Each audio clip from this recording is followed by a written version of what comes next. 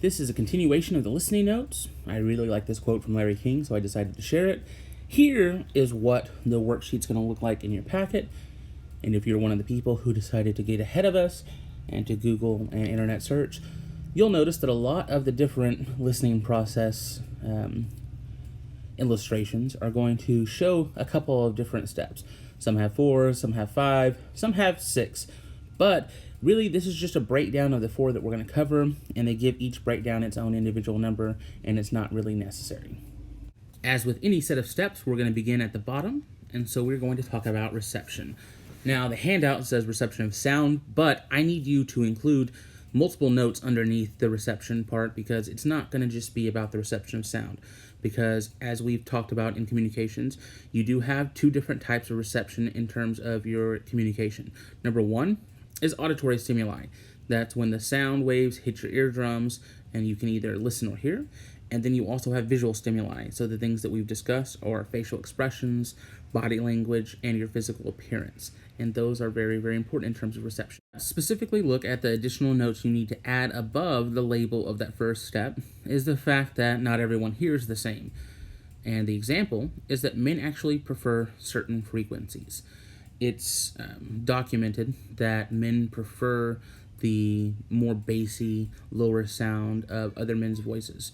And that's why they often ascribe to female voices emotion that's not necessarily there. Female politicians have an additional hurdle to overcome with male voters. Research shows that a woman's voice actually affects the emotional part of a man's brain. So he automatically thinks, women are so emotional when they... This 2012 article from The Atlantic, we see why these differences actually matter.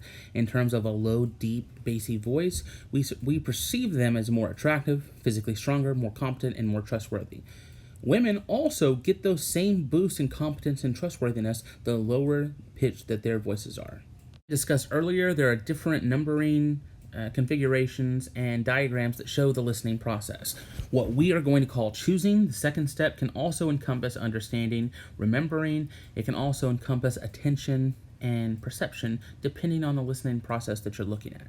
So I want you to include a couple of things in your notes when we're discussing this. Number 1, up above where it says choosing, you need to take into account the fact that your own needs, interests, attitudes, and knowledge affect your choice to pay attention. Let's talk a little bit about this.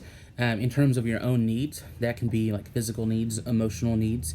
If you are hungry, it's going to be a lot harder to pay attention, to choose to pay attention. If you are sad or upset, again, the exact same thing.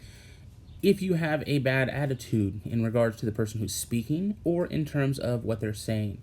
So maybe you just hate Mr. Gamble, so you're not going to listen to what he has to say. It's going to be really hard to choose to pay attention to what I have to say.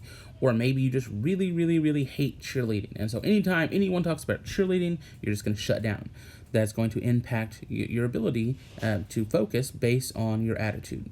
And also, our knowledge affects our ability to pay attention. So the more that we know about something, the more likely we are to be able to pay attention to it.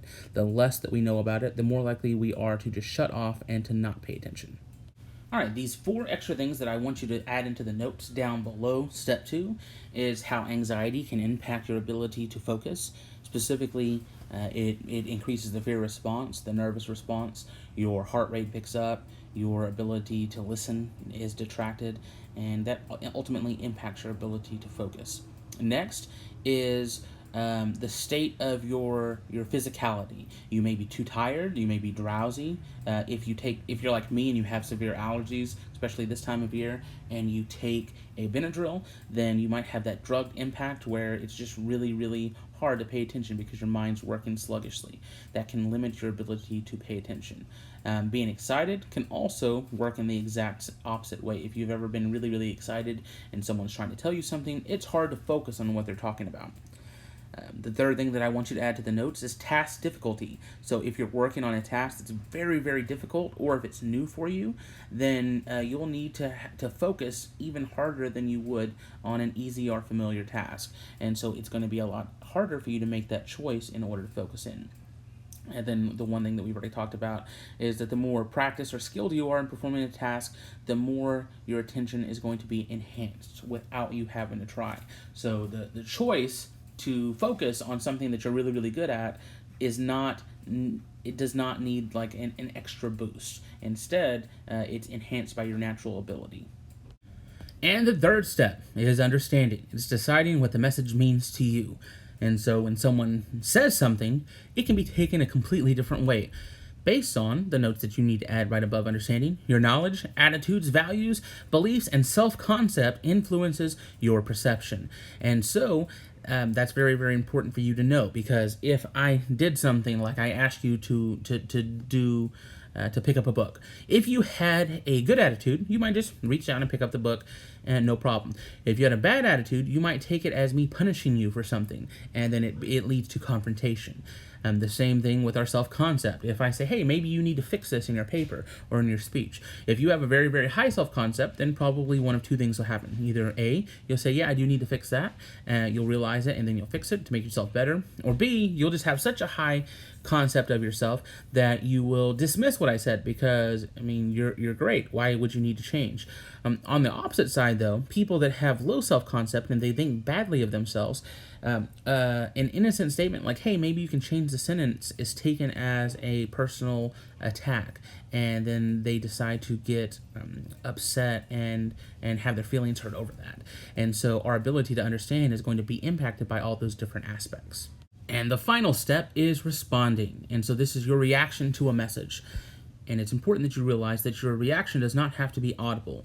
Your reaction at first is going to happen in your brain, and it's going to be emotional and intellectual.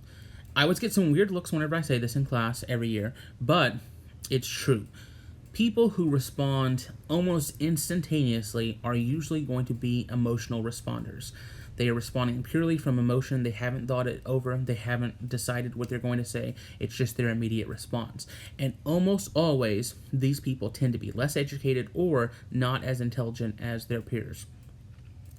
On the other side, people who tend to think things over and then respond in a calm, measured way are going to have a slightly higher education or be a little bit smarter. This is important if you happen to be someone who does respond very quickly and very emotionally, and yet you are smart and you are educated. Because remember, perception matters. And so if you want people to perceive you as smart as you actually are, it's important that we step outside of that emotional response and give it some time and think about things. And so this is very, very important in terms of responding. And so the first thing that we have to do is train ourselves to respond in a much more calm, measured manner, which means when we hear something, we think it over and we ask ourselves, why is it causing me to feel this way emotionally? And then we think through our response and give the response that is the best response for everyone, and not just what makes us feel emotionally better. And then you decide how to respond audibly.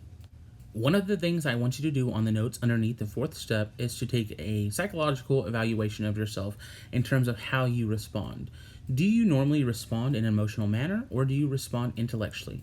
And then write out how you would respond to someone telling you good news and how you would respond to someone telling you bad news. Finally, we're going to end with the definition of listening. It is a physical and psychological process that involves choosing to listen, understanding, and responding to symbolic messages from others. The final thing that I want you to do with these notes is you're going to look back on what this video said in terms of the high or low pitch of your voice, take an inventory of your own voice and how it normally is, and then evaluate it based on what we know. How does your voice make people perceive you? Are you perceived as an intellectual? Are you perceived as a leader? And then explain that using the information that you've learned today.